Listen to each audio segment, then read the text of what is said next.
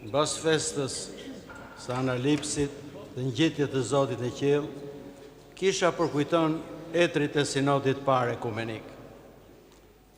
Përse kisha ka vendosur që të kujtoj këta etër, pikërisht ndërmjet analipsit, ngjitjes së Zotit në qiell edhe Pentekostis. Sepse etrit e sinodit parë formuluan besimin tonë. Ata nuk shpikën një besim të ri. Zoti e kishte zbuluar atë gjë, po ato e formuluan atë për ta bërë më të qartë. Dhe arsyeja ishte sepse një prift në Aleksandri me emrin Arios, një teolog i dëgjuar, eloquent, bindës, por shumë krenar dhe ambicios. Dhe duke lexuar shkrimin e shenjtë, ai mendoi që Krishti, biri i Perëndis, nuk mund të jetë njësoj si Ati. Do jetë i lindur në kohë, dhe kishte një kohë ku ai ishte. Dhe debati filloi në një ditë kur patriku e saj kohe, Aleksandri, Shën Aleksandri, po fliste për Trinin. Dhe Arios e ndërpreu, duke i thënë që biri thot, ka një kohë që s'ka qenë, kishte një kohë që nuk ishte. Dhe filloi një debat i madh, dhe përsëri Ariosi nuk u bind. Aleksandri thriti një sinod lokal të vogël, dhe ai nuk u binda sinodit. Dhe ato e hoqën si prift. Po ai e përhapi këtë doktrinë kudo. Duke qenë mjeshtër i manipulimit, krijoi disa gjëra shumë popullore që njerëzit mund t'i kapnin për një herë. Filloi të kompozonte disa këngë. Ne nuk e dim melodinë asyre këngëve, po dim diçka nga fjalët që thonte. Pra thonte që ishte një kohë kur biri nuk ishte, biri nuk ka të njëjtën lavdi me Atin, dhe këto i përhapin nëpër popull. Dhe këto këngë u përhapën kudo. Dhe jo vetëm që u përhap në të gjithë Egjiptin, po u përhap në gjithë lindjen e asaj kohe, perëndorinë lindore të asaj kohe. Dhe Shën Konstantini i Madh, duke parë rrezikun e madh të kësaj ndarje, sepse perandoria dhe mund të ndaje, kisha mund të ndaje, thirrri një sinod shumë të madh. Dhe arsyeja që e thirrri tha me fjalët të cilët do të citoj. Për mua, shqetësimi më i madh nuk është thot gjaku që kam derdhur nëpër betejë dhe ushtarët që dhanë nëpër betejë për të çliruar krishtërimin nga persekutimi, por grindja brenda kishës, sepse ajo është shkatërruese. Dhe sinodi i parë ekumenik, ku mblodhen etër nga gjithë perandoria, sidomos nga pjesa e lindjes, 318 etër të shenjtë, midis tyre ishin dhe njerëz që kishin edhe shenja të persekutimeve, siç ishin Jakovi, peshkopi Irakut, sotëm ishte Shën Pafnuti, një peshkop nga Egjipti, i cilit i kishin hequr një sy dhe kishin torturuar sa që dhe me një këmbë zi lëviste, dhe ishin dhe shumë njerëz të tjerë peshkop të dëgjuar, si Shën Nikolla, Shën Spiridoni, Trimithundës, dhe të gjithë këta e kundërshtuan interpretimin e Ariosit, si shtrëmbrim i madh i besimit tonë. Dhe u dhanë shembuj të ndryshëm, duke filluar nga teologë të famshëm, etër që ishin teologë që jepshin argumente të shkëlqyera, po dhe nga disa mrekulli që u bën. Një nga mrekullit ishte mrekullia e Shën Spiridonit. Ai për të vërtetuar se si në një mund të jenë tre, mori një tull dhe shtrëngoi. E Zoti i bëri një mrekulli. Nga tulla rodhi ujë, doli flaka dhe çfarë ishte baltë mbeti në dorën e tij. Edhe i tha këtyre, kjo është një tull, po janë tre elemente. Ashtu edhe Zoti, Trinia e Shenjtë, është një qenie hyjnore, po janë tre persona. Dhe debatet atij ishin shumë të ashpra, duke biseduar. Po në fund, 316 nga etrit e dënuan herezin e Arios, vetëm 2 nuk e dënuan. Dhe sinodi e mbylli në triumf këtë gjë, po Ariosi nuk u dorëzua, sepse heretikët nuk janë vetëm thjesht njerëz që kanë një doktrinë të gabuar, por janë njerëz që nuk binden, sepse janë njerëz krenar dhe ambicioz. Shumë etër të kishës, ndoshta mund të kenë pasur në periudhën e tyre disa ide të gabuara, po ato janë nënshtruar kishës. Dhe kisha një si të vërtet vetëm konsensusin e gjithë etërëve të kishës, kur të gjithë kanë qenë dakord për diçka, jo vetëm thjesht opinionin e një personi.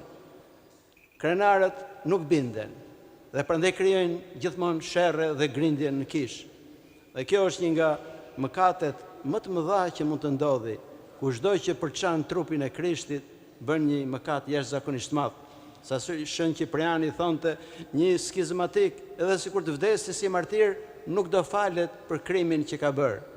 Bindja krahësimeve të kishës është shumë e rëndësishme. Sepse çfarë do thotë jesh krenar? Krenar do thotë që mbështetesh vetëm në mendjen tënde, nuk mbështetesh në atë që ka mësuar kisha vazhdimisht. Siç e thash pak më parë, etrit e sinodit parë nuk krijuan një besim të ri, po formuluan dhe qartësuan atë që ishte zbuluar nga Krishti tek apostujt. Gjithë shkrimi i shenjtë është i mbushur që Krishti është Perëndi i vërtet. Atë që themi dhe në simbolin e besimit, dritë për dritë, Perëndi e vërtet për Perëndi e vërtet. Dhe të tre personat e Trinisë kanë të njëjtën qenie, është një qenie hynore, që do thotë një Perëndi, po kjo në tre persona.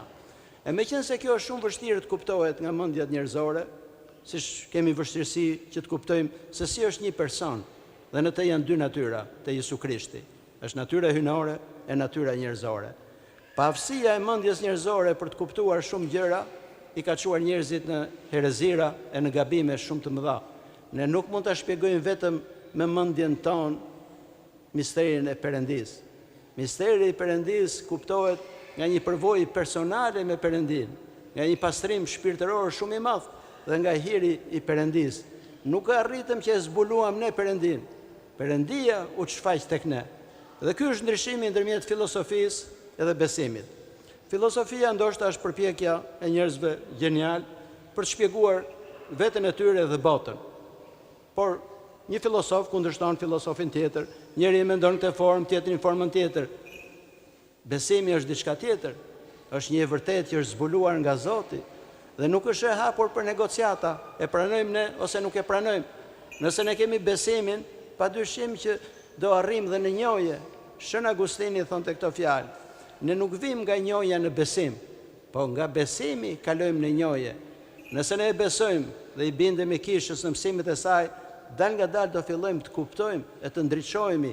Dhe atëherë mendja jonë do ndriçohet për të kuptuar misterin e Trinisë, për aq sa mund të kuptojnë mendjet tona të kufizuara, sepse ju e dini thënien e famshme. Perëndia është mbi arsyen, po jo jashtë arsyes. Arsyeja na ndihmon në besimin, por nuk do thotë që mund ta shpjegoj gjithë besimin arsyeja. Janë shumë mistere të mëdha. Shëni Jan Damaskini thotë këto fjalë. Ne dim thotë që biri i Perëndisë është i lindur, jo i bërë. E dim që shpirti i shenjtë buron nga Ati, po se si bëhen këto thotë ne nuk e kuptojmë. Kjo është një mister shumë i madh. Dhe nëse mendja e njeriu do që ta shpjegoj vetëm me mendjen e tij, gjithmonë do gaboj. Por ishte edhe një element tjetër përse Ariosi ju kundërvu Shën Aleksandrit. Ai donte të zgjidhej Patrik, po sinodi nuk zgjodhi atë, zgjodhi Aleksandrin. Dhe meqense Aleksandri ishte një mbrojtës shumë i fuqishëm i Trinisë, ai u nxit nga kjo gjë duke sulmuar doktrinën e tij, sulmonte edhe vetë personin, sepse shpesh herë në shumë gjëra janë dhe marrëdhëniet personale, pavarësisht se mund të maskohen me gjëra të tjera. Ka shumë njerëz që ndoshta nuk duan një person dhe fillojnë dhe sulmojnë ato gjëra që ndoshta bën ai ose do ai. Në fakt nuk e kanë për doktrinat, as për formulimet, po e kanë për arsye personale. Prandaj dhe egoizmi, krenaria, që lind smirën dhe ambicien për lavdi, gjithmonë do i çojë njerëzit në gabim. Pavarësisht se ai do i maskoj me forma të ndryshme. Ai filloi të maskonte duke thënë që duhem të përhapim të vërtetën që është në Ungjil.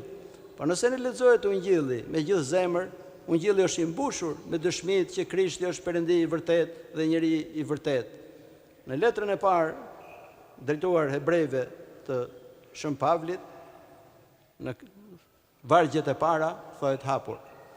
Shën Pavlit citon nga psalmet, kur Zoti i drejtohet pikërisht Zotit.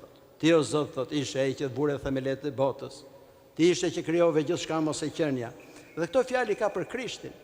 Gjë që do thot Krishti nuk ishte një kohë që s'ishte, sepse ishte ai që krijoi botën dhe krijoi dhe korat. Lindja e Krishtit para gjithë shkaje, ishte një lindje mistike, që në mendja jo nuk mund të kapi dot, sepse Perëndia ka qenë gjithmonë, nuk ishte një kohë ku Krishti nuk ishte, personi i Krishtit, personi i Birit, sepse shpeshherë me fjalën Krishtin e kuptojmë dhe Birin e Perëndisë që u mishërua dhe mori trup njeriu. Por nuk kishte asnjë kohë ku ai nuk ishte i përjetshëm, ashtu si Shpirti i Shenjtë. Po përse kisha me kaq forcë e mbrojti këtë gjë? Dhe shumë njerëz sot do të thonë, po çrëndësi ka se çfarë thonte X ose tjetri. Ka rëndësi jashtëzakonisht madhe, se duke u prishur doktrina, prishet dhe gjithçka tjetër. Besimi nuk është vetëm thjesht një doktrinë, një teori. Besimi është një praktik për të jetuar. Nëse Krishti nuk do ishte Perëndi i plot, ai nuk mund ta shpëtonte ne. Asnjë nuk mund ta mbushje e ndeku ndërmjet hyjnis edhe njerëzve nëse nuk do ishte Zoti vetë.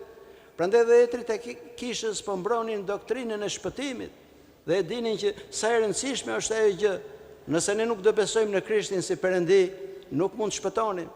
Në Ungjillin e Shën Johanit, Krishti thotë këto fjalë që shumë njerëzve mund t'ju duken dhe shumë të ashpra. Do vdesni në mëkatet tuaja nëse nuk do besoni atë që unë jam. A nëse ne fillojmë dhe ndryshojmë dhe nuk kemi më Krishtin që është zbuluar realisht, po krijojmë një Krisht sipas mendjes tonë, nuk mund të shpëtojmë dot. Prandaj dhe etrit e kishës e kishin kaq të rëndësishme mbrojtjen e kësaj doktrine. Dhe ishin pikërisht këta etër që vun themelin e formulimit të doktrinës tonë. 7 nenet e para të simbolit të besimit u vendosën në këtë sinod. Ai sinod u mor dhe me shumë gjëra tjera. Përcaktoi datën e Pashkës, se si duhet të caktohet, që të ishte një unitet ndërmjet krishterëve, zgjedhi një çështje shumë të madhe, ishte një skizëm shumë e madhe e bërë nga Meleti, një tjetër episkop që ishte shumë krenar dhe krijoi një përçarje se mbas persekutimit shpeshherë kisha është ndodhur në vështirësi shumë të mëdha. Në atë kohë, në Egjipt, Meleti së bashku me disa njerëz tjerë mendonte që gjithë ata njerëz që mëkatuan e nuk i rezistuan persekutimit, nuk duhet pranoheshin më në kishë. Por kisha është e mëshirshme, sepse përpiqet të zbatojë çfarë thot Zoti. Zoti kur pendohen i fal mëkatarët. Nëse Zoti nuk do falte mëkatarët, asnjë nga ne s'do ishte gjallë. Dhe Meleti nuk e pranoi këtë. Dhe krijoi një sistem, një kishë tjetër brenda kishës, duke dorëzuar peshkop të tjerë, duke krijuar një përçarje shumë të madhe. Dhe sinodi i parë ekumenik gjeti dhe një zgjidhje për këtë punë. Dhe sidomos vendosi dhe shumë rregulla mbi disiplinën kishtare. Por thelbi i këtij sinodi ishte pikërisht mospranimi i doktrinës së Ariosit. Sepse ishte një kohë, siç thohet dhe një fjalë shumë e famshme për shën Athanasin e Madh, Athanasi kundra gjithë botës. Ishte një kohë që arianizmi ishte përhapur pothuajse në gjithë Perëndin. Gjithë Perëndimi ishte mbushur dhe lindja e perandorisë me këto mësime jo të sakta. Sepse në natyrën njerëzore dukeshin që kishte kuptim, mënyra si shpjegonte ai gjë. Dhe ky ishte edhe gabimi. Gabimi është gjithmonë i joni kur ne mendojmë ta shpjegojmë ashtu siç e mendojmë ne. Edhe sot ndodh në Ungjillin, jo vetëm kishën tonë, por shumë kisha ndodh kjo gjë që mundohen ta interpretojnë ata Ungjillin ashtu si e kuptojnë ata, ose ashtu siç duan ata që të ishte Ungjilli. Ungjilli është fjala e Perëndisë dhe është e pandryshueshme. Qielli dhe dheu do të shkojnë, thot Zoti, po fjalët e mia janë për jetë. Fjalët e Ungjillit janë fjalë të qarta e të thjeshta, pa ato kuptohen me një zemër të pastër. Prandaj dhe sinodi i parë ekumenik është një thirrje për gjithë secilin nga ne. Nëse ne do e shtojmë besimin, nëse ne do shtojmë jetën shpirtërore, nëse do ne jemi më të përkushtuar duke medituar rreth Ungjillit, do fillojmë dhe ta kuptojmë atë gjë. E duke kuptuar këtë, do njohim dhe madhështinë e etërve të kishës, se si ata e ruajtën, e si e kishin njohur realisht besimin e tyre, ashtu siç Zoti e kishte transmetuar në tokë. Dhe e fundit që është për të përkujtuar sot, është lutja që lexohet në Ungjillin e sotëm. Është lutja e Zotit. Është nga pjesët më të bukura në Ungjillin e Shën Johanit, më poetikja edhe më preksja. Kur Zoti lutet për nxënësit e tij, lutet për gjithë nxënësit e tij që do besojnë gjatë gjithë kohës, dhe është pikërisht kjo lutje që ka dhënë forcë kishës për të ruajtur besimin, sepse pa lutjen e Krishtit drejtuar atit, njerëzit nuk do kishin forcë për të rezistuar betejave të shumta. Në fillim, Iligu nxiti nëpërmjet përsekutimit. Dhe ju e dini që miliona martirë në gjithë perandërinë u vranë për besimin e krishterë. E persekutimi vazhdoi për rreth 3 shekujsh, por nuk e mundi dot kishën. Jo vetëm që nuk e shohi besimin, pa i ushtua dhe ushtrin gjithë perandërinë. Dhe Iligu ndroi taktik. Filloi ta sulmonte nga brenda. Ujqër, si thot Shën Pavli, më vonë thot do vinë disa ujqër brenda kishës, të cilët do përpiqen ta shqyejnë kishën. Këta janë heretikët, e gjithë njerëzit skizmatikët, gjithë njerëzit krenar e njerëzit ambicioz që për hir të egoizmit të tyre sakrifikojnë edhe gjithë kishën. E njerëz të tillë u shfaqen vazhdimisht. Dhe krye heretiku ka qenë gjithmonë Ariosi. Doktrina e tij ishte një rrezik i jashtëzakonshëm. Dhe duke hedhur themelet etrit të kishës, të doktrinës kishës, i ruajtën edhe për herezit e tjera që do dilin më vonë, sepse doktrina e tyre ishte vendosur në themelet sigurta. Prandaj ne sot i kujtojmë ata. Nuk e kujtojmë vetëm thjesht si ngjarje, po kujtojmë etrit si persona. Prandaj dhe përmendim numrin 318 vet. Ne nuk e dim saktisht se sa mund të ketë qenë nga ana historike atje, por ky numër i zgjedhur është një numër shumë i rëndësishëm, sepse ishin përfaqësues nga gjithë perandëria. Dhe një sinod ekumenik këtë kuptimin ka. Është një sinod kur mblidhen gjithë peshkopët, marrin një vendim që merret me shumicë gjithmonë vendimi, dhe pastaj është i detyrueshëm për të gjithë të krishterët e tjerë, sepse është bërë nga njerëz të shenjtë, frymëzuar nga shpirti i shenjtë. Ne besojmë që kisha udhëhiqet nga Krishti. Kreu i kishës është Krishti. E shpirti i shenjtë nuk është larguar nga kisha, vazhdon vazhdimisht. Sa do të paraqiten njerëz që duan ta shtrëmbrojnë, e duan ta përçajnë kishën, shpirti i shenjtë ndodhet gjithmonë, e gjithmonë do të dalin njerëz që do ta mbrojnë atë gjë. Prandaj le të lutemi Atit Qiellor, që të gjithë secilit nga ne na japi mençuri, e të na japi urtësi, e të na japi përulësi për t'ju bindur kishës, sepse duke ndjekur mësimin e kishës mund të shpëtojmë. Duke ndjekur vetëm pasionet tona, nuk ka shans që të shpëtojmë. Lutja e Krishtit për gjithë njerëzit duhet lexohet vazhdimisht nga ju. Madje do ju rekomandoja që lexojeni edhe një herë kur shkoni në shtëpi, sepse është një lutje jashtëzakonisht e fortë dhe është një lutje për gjithë secilin nga ne. Le të shpresojmë e të lutemi që lutja e Krishtit na mbrojë, na ndriçojë e ka të shëjtërojë. Amin.